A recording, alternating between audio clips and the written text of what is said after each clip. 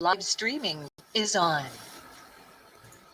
All right. Yeah, so last time, I think we mainly just looked at these issues, and most of these were good. And I'm just noticing. Oh yeah, nice. Alex just posted the result here. We discussed this on Matrix, I believe. So read your performance. He did a test. So apparently, it's fast in any case. I'm going to read through this a bit later. But yeah, I think we pretty much determined that both on Darwin and on Linux, readdir is already pretty fast, and we don't really need to be worried about that. So yeah, we can pretty much close this ticket, which is nice. I don't think we checked on Darwin, or at least I wasn't there for that part. Yeah, Alex did check on Darwin, and he found out that it's the same as on Linux. So it doesn't need to do the stat calls. Yes, there's apparently already some optimization there. Okay, that's good. Then I guess we don't really know why it was slow before on Darwin. But I think Alex discovered some other things in his setup that he thought was probably causing the issues, like some next door special handling he was doing there. Oh, okay. Yeah, so that's good, and it's also yeah. So this PR here is nice to. Where is it? Oh yeah, this one is nice. Although I'm now not sure anymore if we actually need to change this here, because this does change the readdir implementation to not do the stat here in that case anymore. But I guess it wasn't really needed from the start. Yeah. It may be still nice PR. I think Robert still wants to champion it, but it could be unrelated to this work. Just a separate thing. Yeah. All right, then. Did we have anything else? Oh god, I hate how GitHub is an SPA, which sometimes messes with the back and forward button. We did want to. We still didn't do that to ask the crates IO people for the sharding thing. I think it's still in the action items here. I don't. Do you still want to do this, Erickson? I guess I should get around to it. Starting yet, but I'm gonna catch up on notes. Try to just have failed to do. All right. Apparently, it's just my Wi-Fi.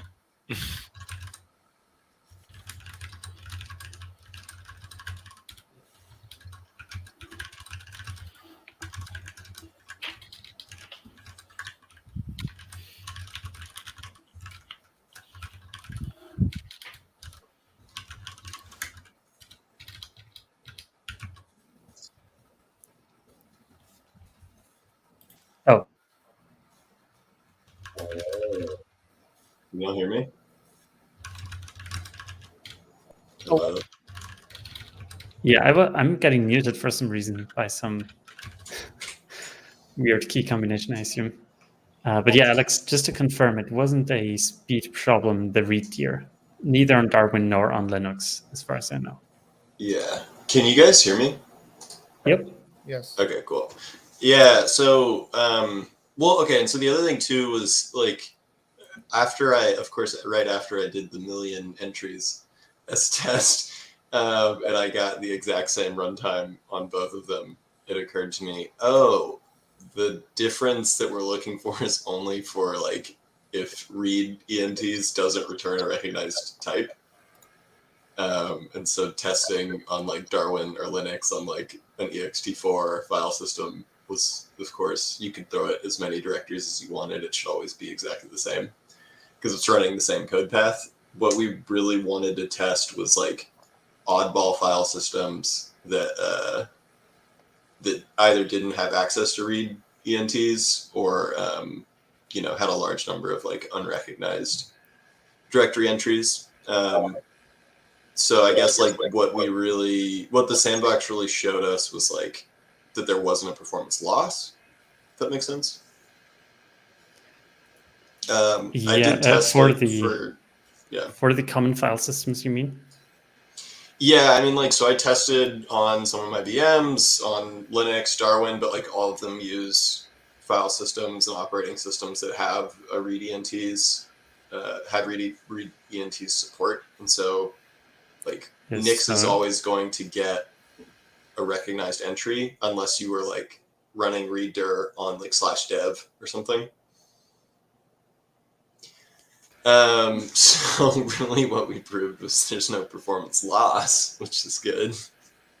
Did you check against having a list of files in a file? A list of files in a file? Wait, that would be the alternative, right? Instead of doing a read there, you could have... Yeah.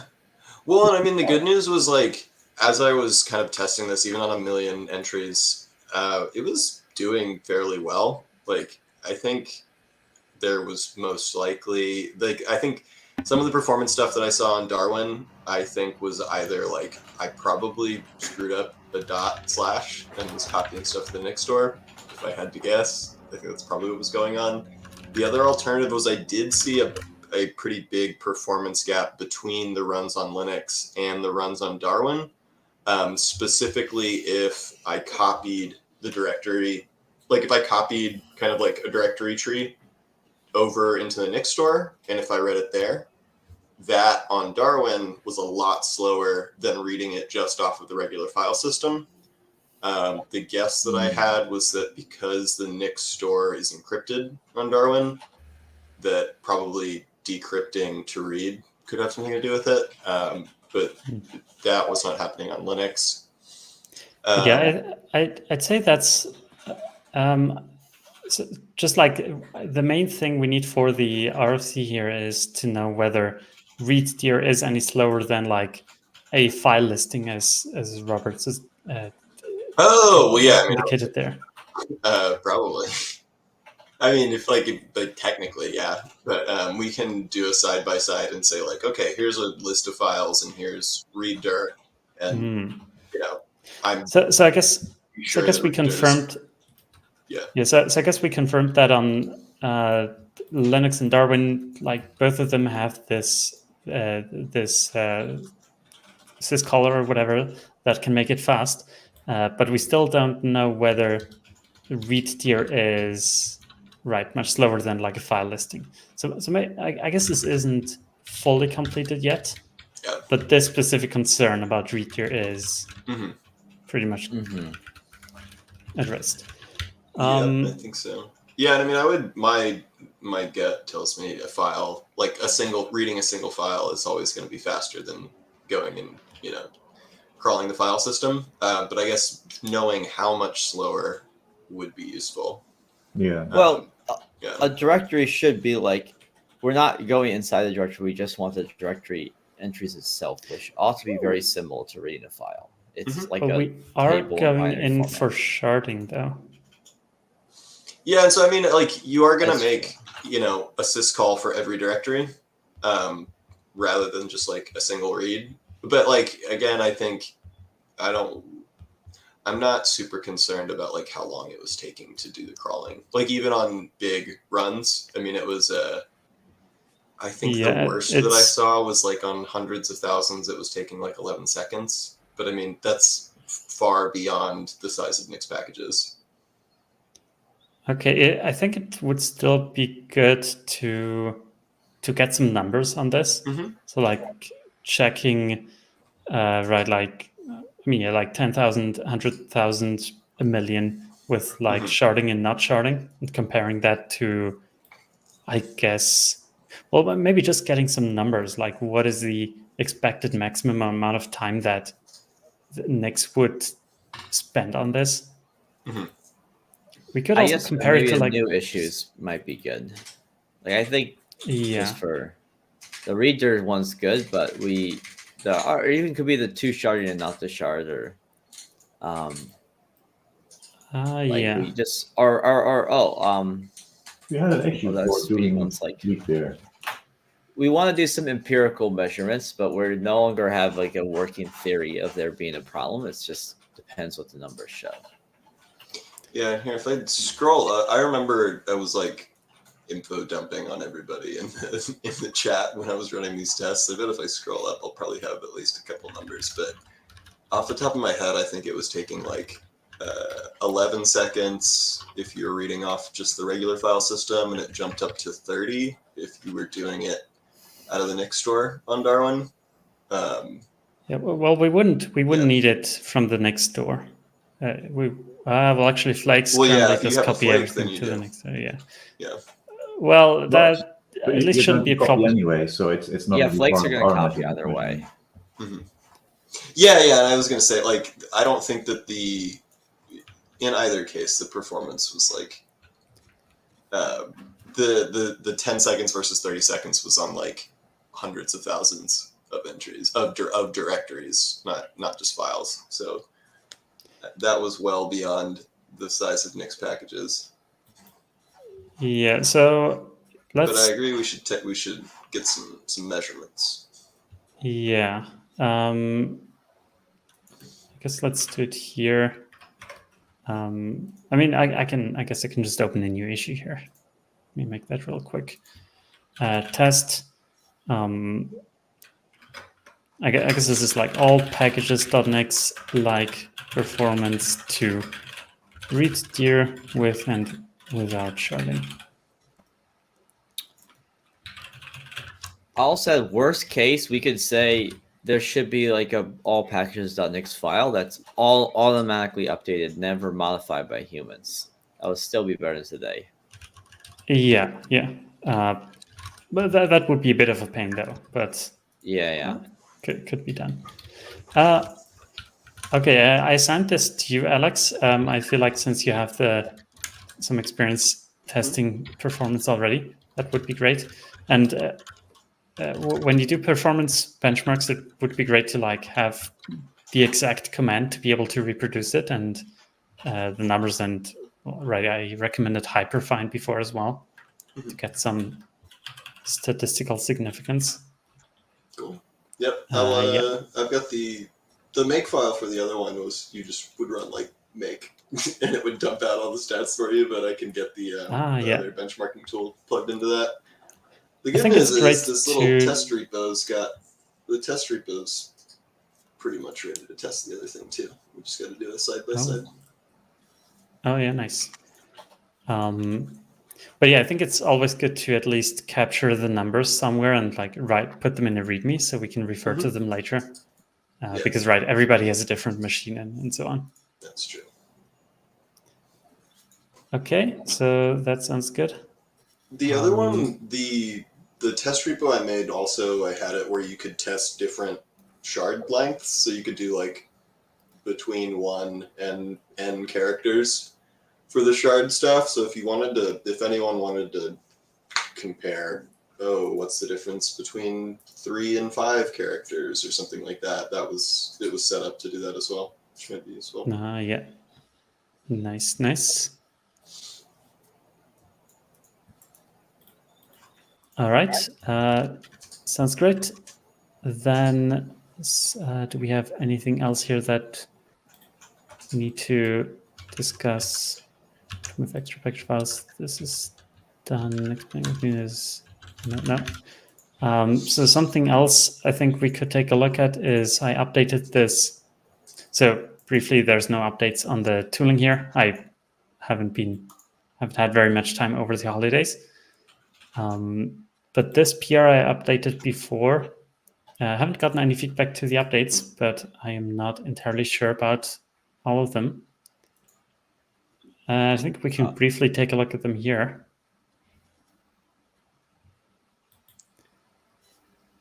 One of them is I kind of changed the main sections to be much less detailed about the implementation, as we previously said, suggested by Robert.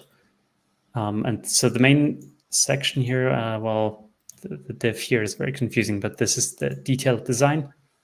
Could you show your screen? Share your screen? Oh, why is that? Yeah, thanks. Something weird is going on with my Jitsi today. Sharding other updates 1. Okay. Yes, number 20. So the detailed design here, I removed a lot of these details about how to exactly change Nix packages, replacing it with much more declarative wording. So establishes a convention of using these unit directories for Nix packages. They are automatically discovered and are call packaged and added to the package set. I also added these 4 points here, which we didn't discuss previously, but I think these should be checked using CI. These are basic things like the unit directory must kind of stay clean. We shouldn't have arbitrary people creating like wrong directories in there with wrong prefixes. Kind of ensuring the structure of it. I think that sounds good. Then this requirement that the unit directories should be self-contained. They shouldn't reference other unit directories or other files outside and the other way around. Yeah. This is good for just API cleanliness in Nix packages and also for the tooling, but I think the tooling can be regarded as a separate advantage. Then we have this requirement that all of them should have a package fun.nx file, and that when you call package that, it should give a derivation.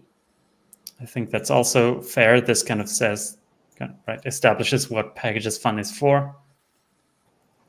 And then finally, these unit directories or the packages defined by them shouldn't be overridden by anywhere else.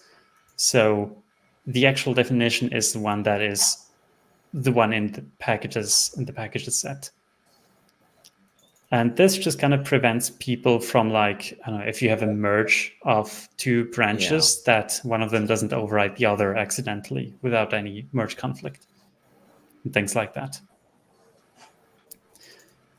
And so I think these look pretty good. I got some yes. I guess that's good then. I think 1 is definitely good. I think everyone will agree with that. The other ones, I'm not sure exactly.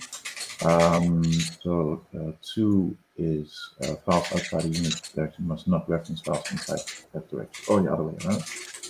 I think this might be too strict of a limitation, but I'm okay with it for now at least. Same for 3.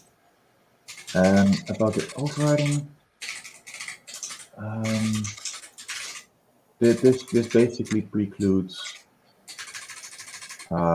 things like packages with a variant, like say underscore headless or something. Wait, packages with what? With like a variant, like underscore headless. No, variants can still exist if they're. I mean, they can still exist if you only define them in the unit directory. Yeah. But you mean like a latest package? Yeah. No, that should also work. Yeah, those are quite similar problems. So for example, we have say you want to move QMU into pkg/unit. Then for me, it would make sense to have the default QMU invocation be in the pkg/unit directory, but I don't see really a problem with having those variants like QMU test or QMU headless or whatever in all packages.nix. Well, I think it was overriding the thing with the same name, but you can override it and do a new name in all packages.nix. Right. Yes. Yeah. That makes sense. Yeah. I guess maybe I should clarify here, like the package attribute must not be defined anywhere else. Yeah. Yeah, because in my case, it's just overriding the value. Taking the value and putting it someplace else. Yeah, That's fine. Because it's not the same attribute. Yeah. Okay, I'll just make this here. So it's to like package attributes must not be defined.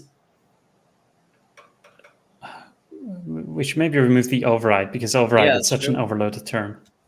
Mm-hmm. And it is another definition when you change the definition. Yeah, so it is kind of the internal Nixpkgs overlays. The override would be happening there, but that's kind of just like an internal thing. I was also make it positive too. I say package attribute package attributes define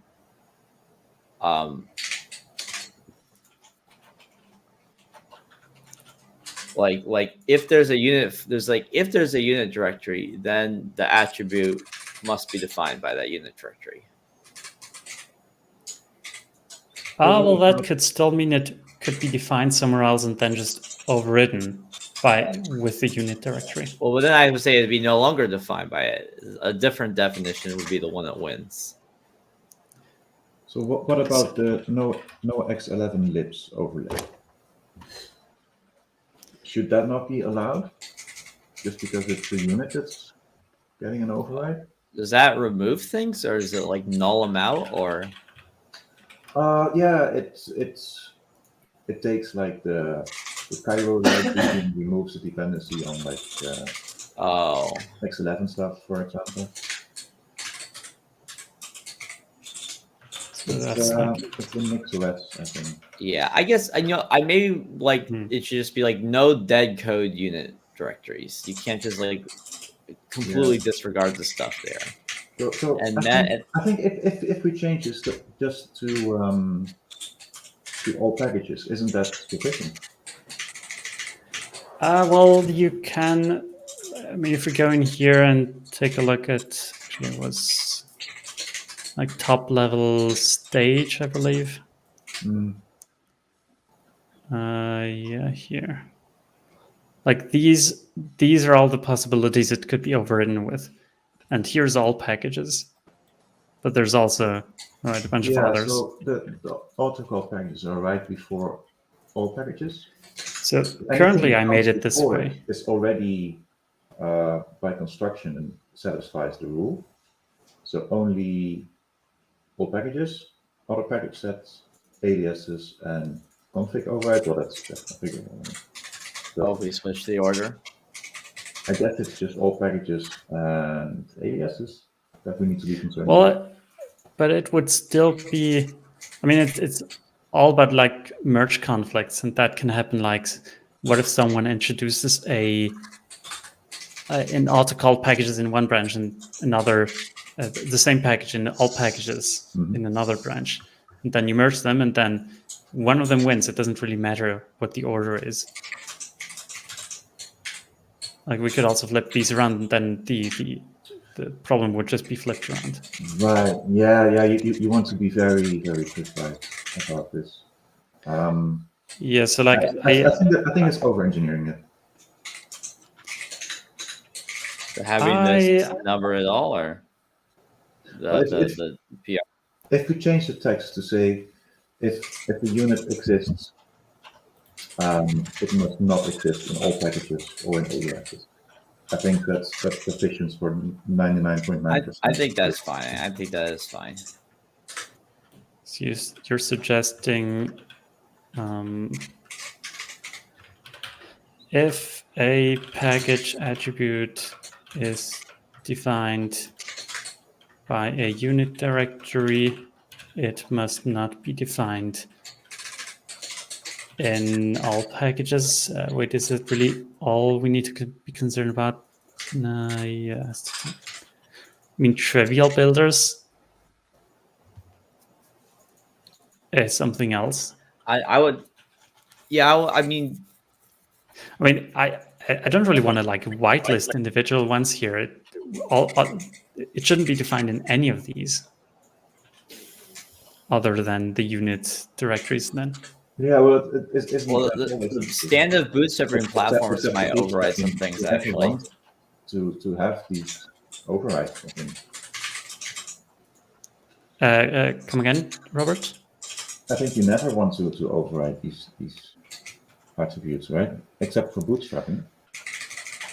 So you mean like it's a generic, it's like a generic thing in Nixpkgs? Yeah, I would think so. Yeah. Yeah, that could be. So it could be generalized, yeah. Okay, yeah, I see what you mean. So what if, so like with most of these, I don't think it's a big problem, but we do have essentially all packages being added to this set currently. And with this change, we'd hope that most packages would be added to this one instead. So this kind of creates a big point of contention, right in aliases. So I guess, yeah, no, that's fair, I think. Only all packages and aliases, then we can kind of CI check most of the problems away. Or CI check against most of these problems. Yeah. Okay, so if package is defined by unit directories, it must not be defined in all packages. And let me also do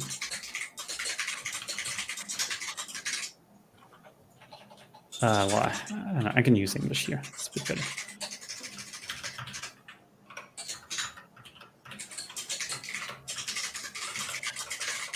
Aliases.mix.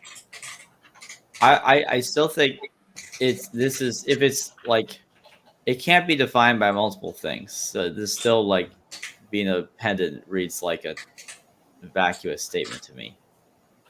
What if we also add something like, if it has, I would say if it has a unit directory, the unit directory must define the package attribute rather than something in these other files defining it. well, but then the problem is again or even just if it has a unit directory, we cannot have things in these other files that would shadow it.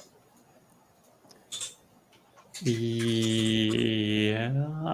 Like the intuition should be that you look at the contents of the unit directory folder, and that tells you what attributes you can have in these two files. Like, that would be how it's implemented. We wouldn't like do a nix eval to see what things there are and then try to like work from there. Well, we want to work from the contents of the unit directory. Yeah.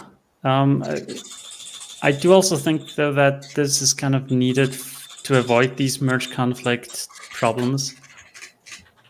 But yes, I mean, we can make this like two separate things. We could say for one, if a package is defined by the unit directory, or we could word it like the definition of a package in the unit directory is the one that packages.name points to, or something like that. And then we could also have a fifth one, which is to avoid problems with merge conflicts or with merges without conflicts.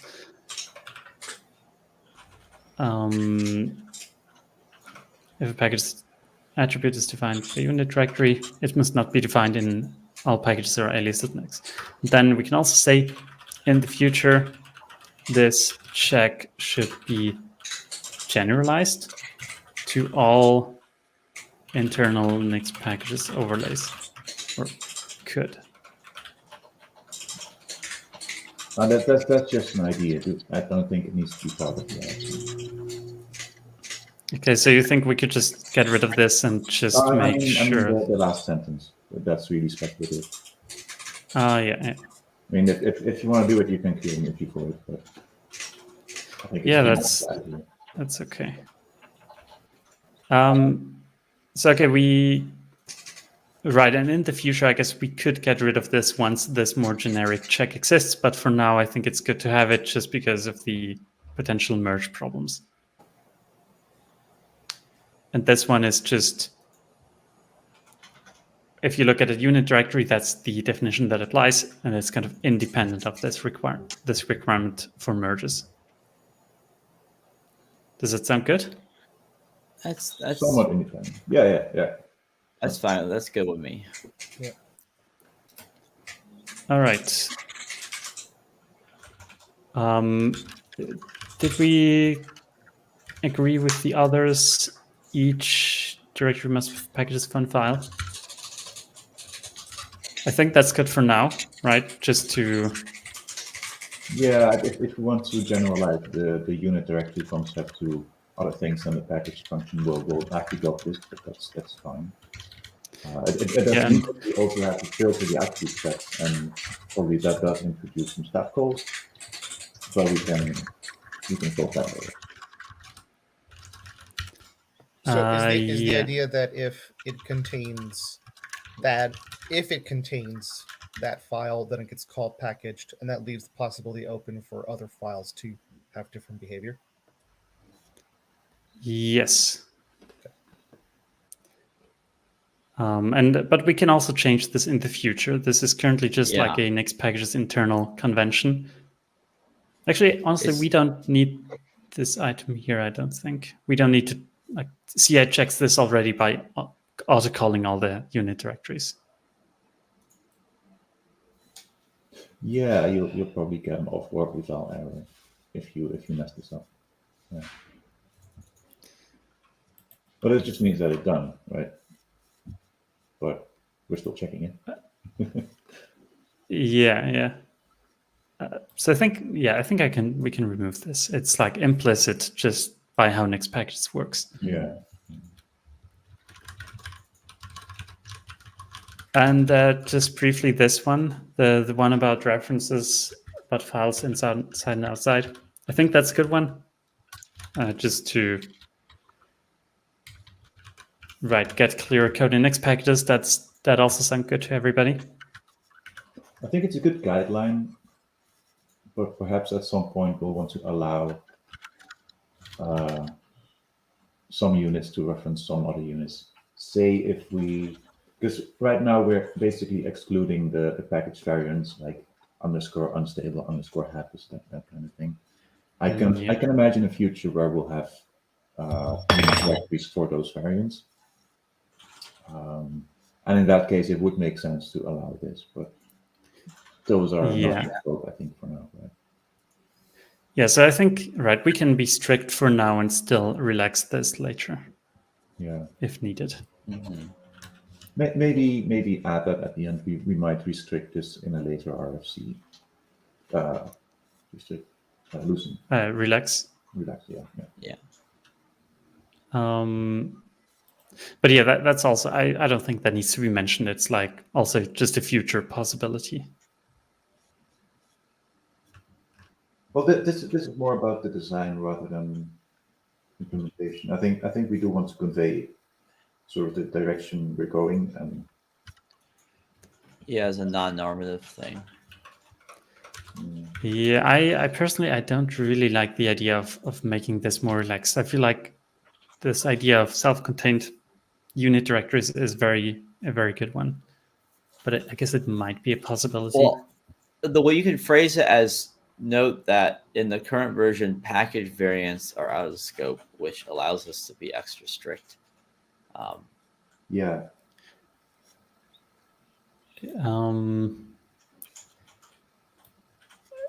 That allows us to be extra strict. Well, we don't really know how it would be implemented. We're punting on things that we're not sure how to deal with. Like, just the important thing is someone shouldn't read this and think that we think that every package can conform to this today. We don't think that. We're specifically picking off the most uniform, simple case packages to prioritize, like starting with the most structure rather than handling the most packages. So that's not like a detailed design or formalism thing, but just somewhere in the like non-normative bit that should be conveyed so people like realize why we've made the trade-offs we've made. Yeah. So maybe we could move that in or have that in the alternatives section. Let me view the file directly here. So alternatives here, by the way, are kind of structured in sections now. So we have that. The bottom one is about this topic. Oh, that actually. So, yeah. I mentioned here this is not great, like removing this requirement is not great because it encourages the use of file paths as an API rather than explicitly exposing functionality from Nix expressions. But yeah, I think it's a bit too strong. It's not encouraging anything if you don't implement a restriction. That's not really encouraging. It's allowing.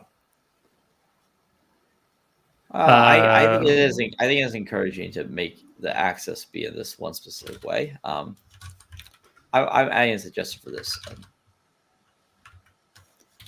You're going to make a suggestion for this? Yeah. Okay.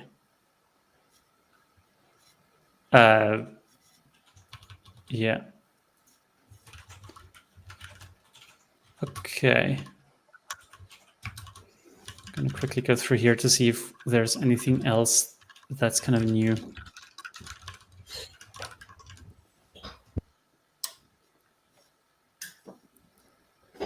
So removed examples. I also shrinked the example section quite a bit. Previously, I had like a whole bunch of just text examples, but honestly, that's not really needed. That mostly described just how to move files.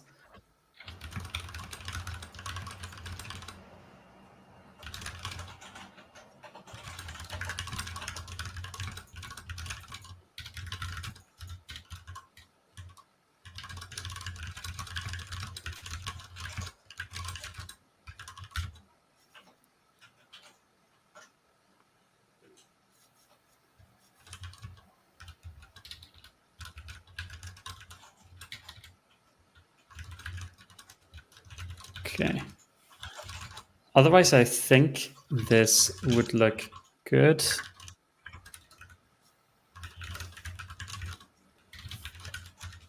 John, do you want to I don't know, share the screen, or should we just wait a bit? Oh, or you can also send it afterwards. Yeah, it'll be quick. Okay. Yeah, but otherwise, I think there's nothing else to discuss from my side. I guess action items real quick. We have,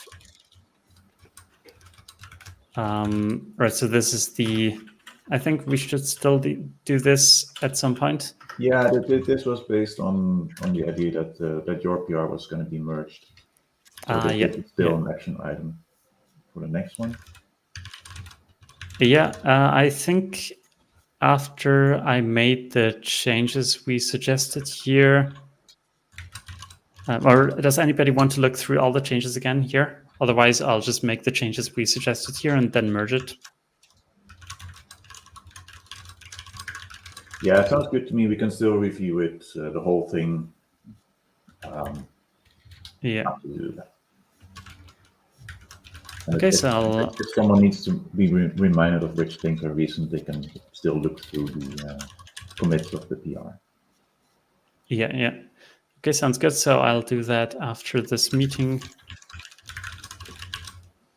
Then, this is actually done here. The PR, the next PR here isn't needed. Well, we aren't entirely sure of that, actually. We opened the new issue here. So I'm gonna just mention Alex here to test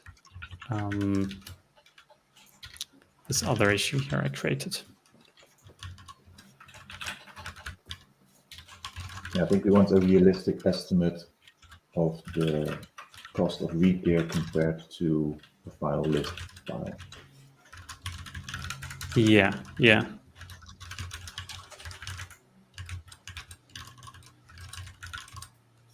And this... I'm sure, Alex, did you paste this in here, maybe? Yeah, I was just, just doing a little scripting. Yeah, I feel like this might not be the best place to do that scripting. I agree. Is this for this here? That's the unit test that you were talking about for CI.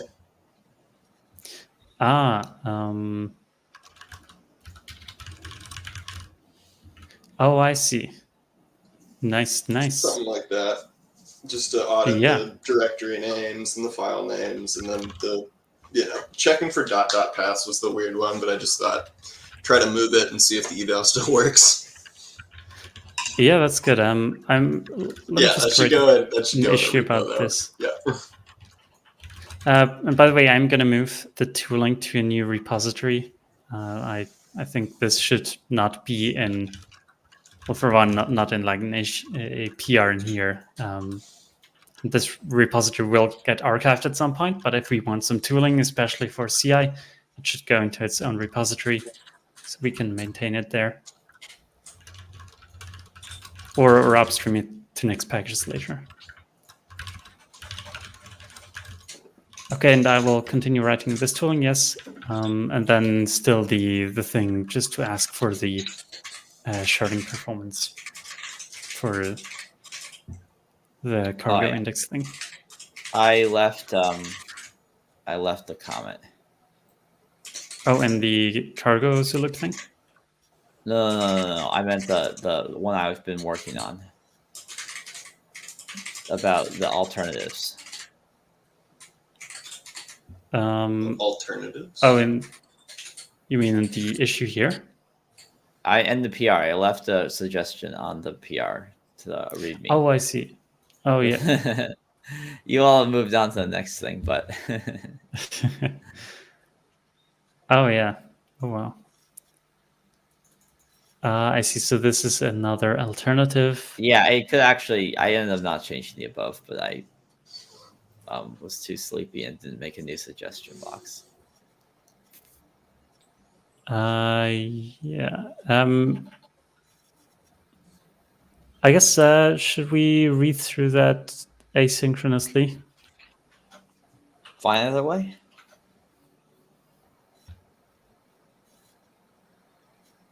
Well, I'll just take a quick look right now.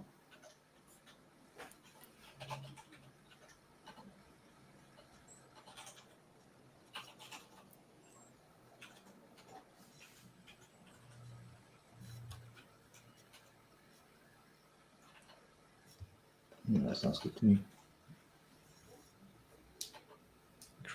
Writing.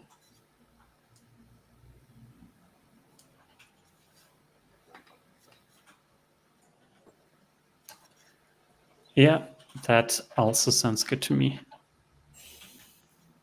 Great. All right. I think...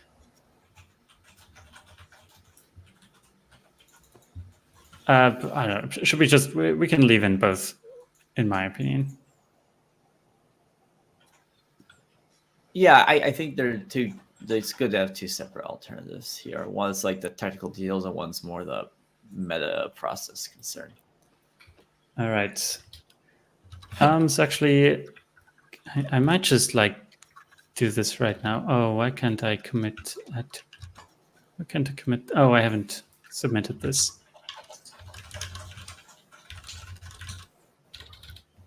That's kind of annoying.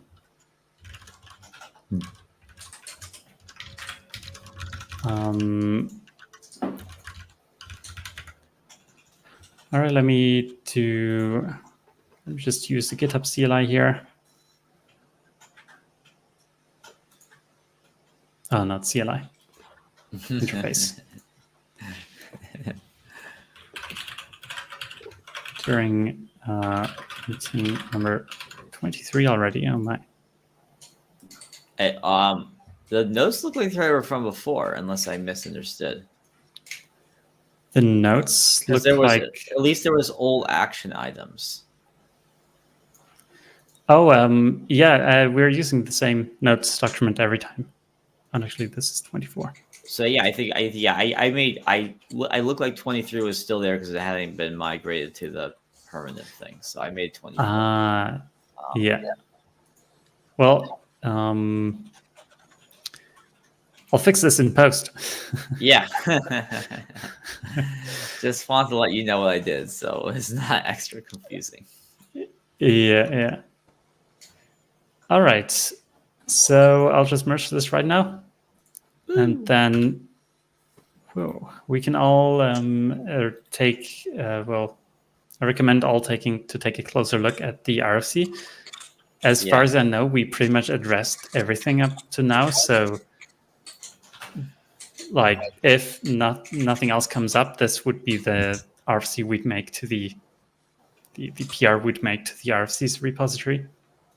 Mm-hmm. Yes. All right. But other than that, I don't have anything else. What happened with the code owners thing again? That issue is still open. Can the issue be closed? Based on the thing we said a long time ago. I'm just looking over the issues list.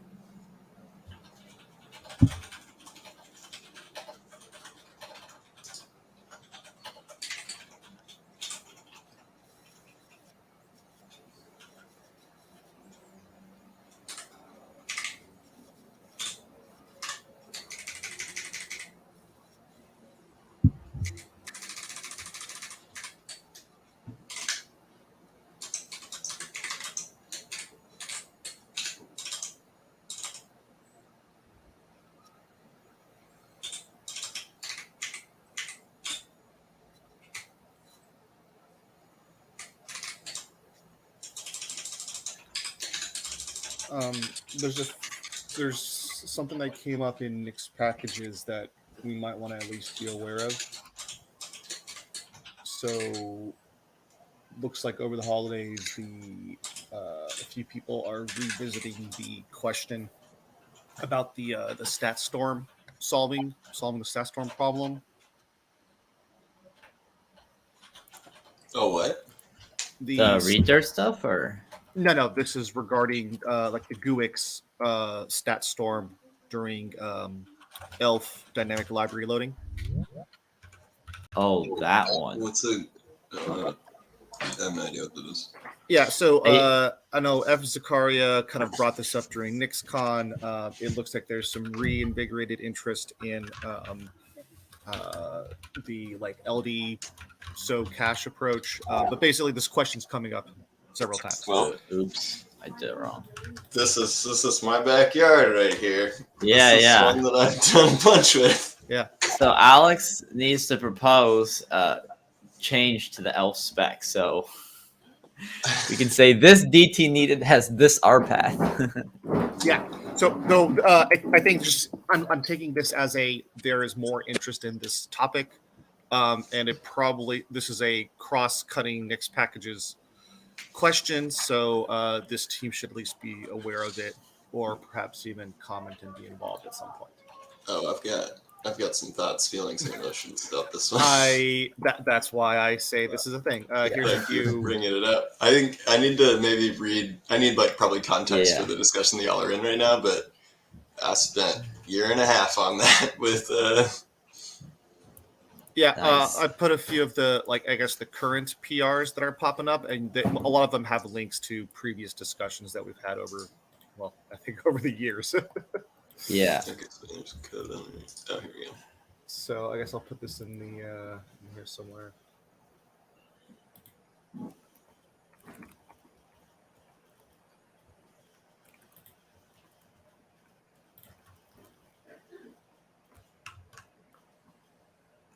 There's a few discourse posts. There's Oh, yeah. So this is like the sounds like I think I know what y'all are trying to do. What's going on with that? Interesting.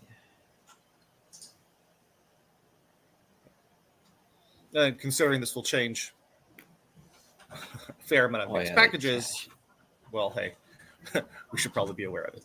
Oh, okay, yeah. So you're trying to. This is called LD preload. Is like cache priming. I think is what. That sounds like what they're describing. It's the idea like I know that I'm going to run this binary, so I'm going to put like a stub, not a stub, but like basically an empty LD cache alongside the binary. So that it's not empty. You just load it with entries. Okay.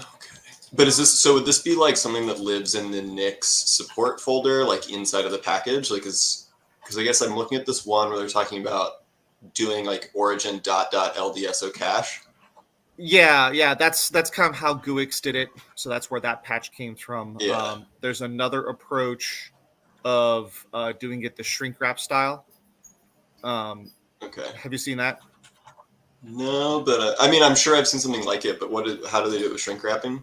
Shrink wrap puts it into hard codes absolute paths into the ELF itself. Needed?